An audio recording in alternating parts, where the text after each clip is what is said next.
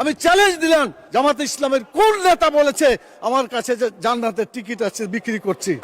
মাননীয় প্রধানমন্ত্রীকে জবাব দিতে হবে কেন তিনি এটা বলছেন। টিকিট বিক্রির একটা কথা বলা হয়েছে। মাননীয় স্পিকার, একটু প্লিজ।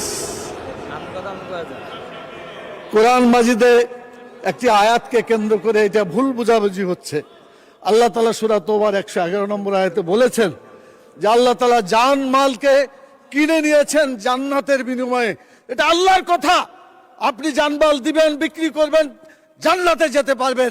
জানমাল আল্লাহর পথে দিবেন না, আপনার কপালে জান্নাত হবে না। এটা আল্লাহর কথা, এটা মানুষের কথা না। আমি চ্যালেঞ্জ দিলাম, জামাতে ইসলামের কোন নেতা বলেছে আমার কাছে যে জান্নাতের টিকিট আছে বিক্রি করছি?